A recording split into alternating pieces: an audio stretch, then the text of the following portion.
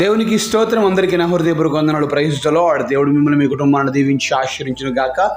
ఈరోజు దేవుడు మనందరి కొరకు తెలియపరిచిన అద్భుతమైన చక్కటి శ్రేష్టమైన వాక్య సందేశం ఇర్మియా గ్రంథము 23వ అధ్యాయం 3వ వచనం. నా గొర్రెల శేషమును సమకూర్చి తమ దొడ్లకు వాటిని రప్పించేదును, అవి అభివృద్ధి పొంది విస్తరించును.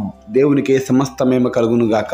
ఈ గొప్ప వాగ్దానం మనందరి జీవితాల్లో కూడా నెరవేర్చబడును గాక. ఆమేన్. ప్రియదేవుని బిడ్డారా, ఈరోజు దేవాదేవుడు మనతో మాట్లాడుతున్న మాట ఏంటంటే, నా గొర్రెల శేషమును అనగా మిగిలి ఉన్న గొర్రెలను ఏం చేస్తానంటే సమకూర్చి ఏం చేస్తాను, దొడ్లకు వాటిని రప్పించి అవి అభివృద్ధి పొంది విస్తరించేలాగా చేస్తాను. స్తోత్రం కలుగును గాక. అద్భుతమైన వాక్య సందేశం దేవుడు మనం ఉంచుతా ఉన్నాడు. చాలా గొర్రెలు తప్పిపోయి ఉన్నాయి.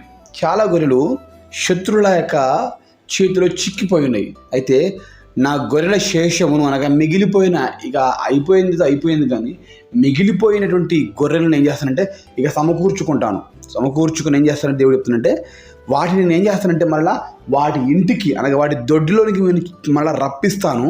వాటిని నేను అభివృద్ధి చేస్తాను, విస్తరింపజేస్తాను.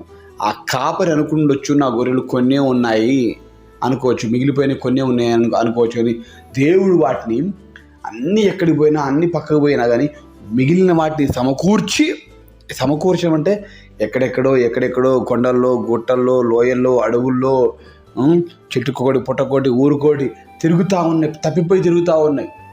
ఎందుకంటే తోడేలు శత్రువు వాటిని అటాక్ చేసినప్పుడు ఏం జరిగిందంటే అన్ని చెల్లాచెదరైపోయినాయి. అయితే నా దేవుడు వాటన్ని సమకూర్చి ఒక దగ్గర చేర్చి, ఇంటిలో దొడ్డిలో చేర్చి, కొన్నే ఉన్నాయని ఆ కాపరి బాధపడుతూ ఉంటే దేవుడు అంటున్నాడు, వాటిని అభివృద్ధి చేస్తాను, విస్తరింపచేస్తాను. దేవునికి సమస్తమేమో కలుగును గాక. హల్లెలూయా. సేమ్ ఇదే వాగ్దానం రీతిగా దేవుడు నీతో మాట్లాడుతున్నాడు. గొర్రెలను సమకూర్చినట్లుగా నేను మిమ్మును సమకూర్చి అభివృద్ధి పొందించి విస్తరింపచేస్తాను. ఈరోజు అనుకుంటుండొచ్చు, ఇక నాకు మిగిలిపోయింది కొద్దిగా అండి, నా మిగిలిన శేషము కొద్దిగే, నా పరిస్థితి కొంచెం చాలా దయనీయంగా ఉంది, దారుణంగా ఉంది అని చెప్పేసి బాధపడుతుండొచ్చు. శత్రువు తోడేలాగా అనేక రకాల సమస్యలు నాకు పెట్టి ఉన్నాడు. యోబు ఏ విధంగా చెదరైపోయింది, కుటుంబం అయిపోయిందో నా పరిస్థితి కూడా ఆ విధంగా అయిపోయింది. గుట్టకొకలు పుట్టకొకలు అన్నట్లుగా నా బ్రతుకు కూడా అదే విధంగా అయిపోయింది. ఏం చేయాలో అర్థం కావట్లేదు అని నువ్వు బాధపడుతుండొచ్చు. శాపం నన్ను వెంటాడుతుందని బాధపడుతుండొచ్చు. కన్నీళ్ళే నా కుటుంబంలో నాకు మిగిలిపోయాయి బాధపడుతుండొచ్చు. అనారోగ్యంతో బాధపడుతుండొచ్చు. అప్పు బాధ సమస్యలతో, ఎవరికి చెప్పుకున్న వ్యాధులతో కృషించిపోతుండొచ్చు. బాధపడు, మాకు ధైర్యంగా ఉండు. దేవాదేవుడు ఈరోజు ఆయన్ని కలగజేసుకొని నీకోసమే ఈ గొప్ప వాగ్దానాన్ని నీకు వినిపింపజేస్తూ ఉండు. నిజంగా ఎంత గొప్ప ధైర్యపరిచే వాగ్దానం ఇదంటే, నీవు ఆశ్చర్యపడే విధంగా దేవుడు చేయబోతున్నాడు.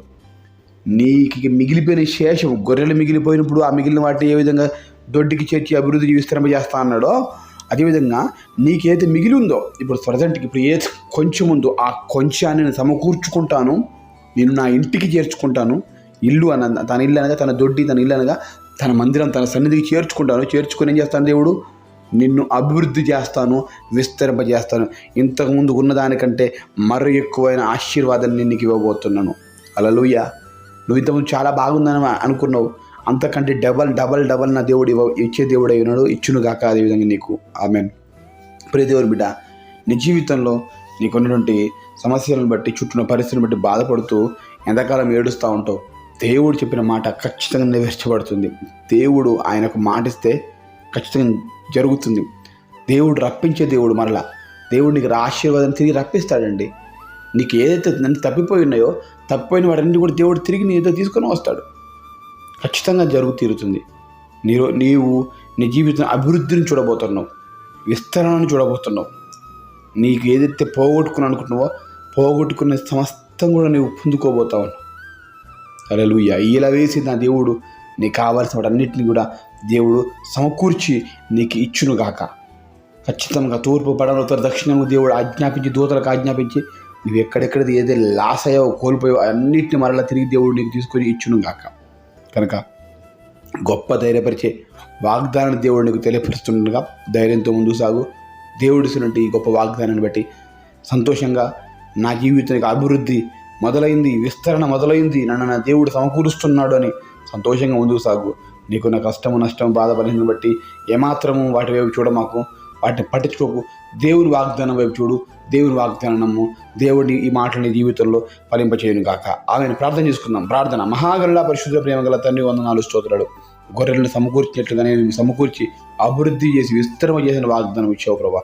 మా జీవితంలో కొంచెమే ఉందని మిగిలి అంతా అయిపోయింది. శత్రువు మమ్మల్ని అటాక్ చేసినప్పుడు మొత్తం అయిపోయింది. మా పరిస్థితి అంతా కుటుంబం చిన్న భిన్నం అయిపోయిందని బాధపడుతున్నటువంటి కుటుంబాల్లో తండ్రి అందరి మరి సమకూర్చి ప్రేమను, సంతోషాన్ని, ఆరోగ్యాన్ని, ఆశీర్వాదాన్ని వారి కుటుంబంలో నిండారుగా దయచేసి వారి కుటుంబాన్ని అభివృద్ధి విస్తరింపజేయమని యేసు నామములో అడిగి వేడుకొని పొందుకొంచున్నాము తండ్రి. ఆమేన్.